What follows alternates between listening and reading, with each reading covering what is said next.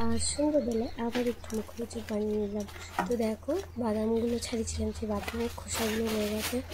আর আমার রান্নাঘরে আজকে কী কী লাগছে দেখো, পেঁয়াজ, আদা আর লঙ্কা, এটা বাদাম, আলু কুচি, ডিম আর এইসব সব উপকরণ দিয়ে আজকে আমি একটা মুখরোচক করে নেবো। তো আমাকে ঠিকঠাক করে ভেবে দিতে হবে।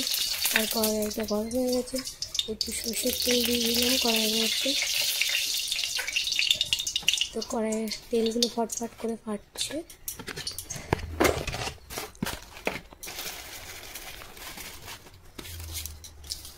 তো দুটো তেজপাতা দিয়ে দিলাম মুখরোচক করার জন্য, একটু সেন্ট বেরোনোর জন্য দুটো তেজপাতা দিয়ে দিলাম। তো যেই তেজপাতাটা একটু কালো কালো হয়ে যাবে, সঙ্গে সঙ্গে পেঁয়াজ দিয়ে দিচ্ছি।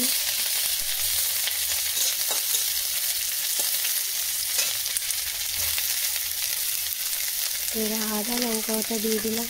তো আমার তো ফেভারিট খাবার হচ্ছে এই পাশে, এটা আমার মা খুব ভালো বানাচ্ছে।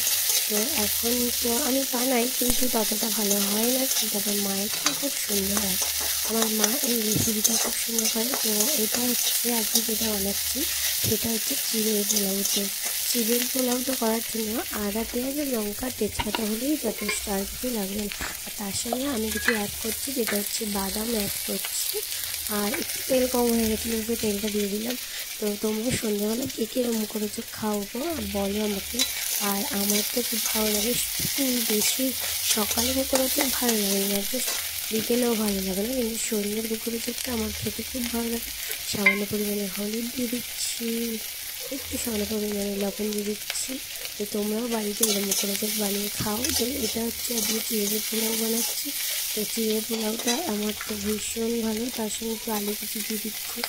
আর তোমরা বাড়িতে যদি বানিয়ে খেতে পারো তো চিড়ের পোলাওটা তোমরা একটু খেয়ে নিও। তো চিড়ের পোলাওটা খুব সুন্দর, আমার খুব ভালো লাগে।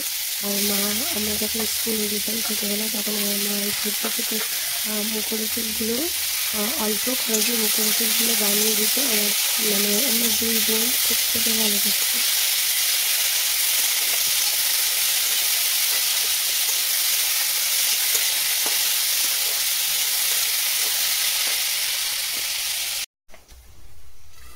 আর এই সবে তোজোকে জোর করে খাট থেকে টেনে তুলে নিয়ে আসলাম, কারণ তোজো সন্ধ্যা হয়ে গেছে, এখনো ঘুমাচ্ছে।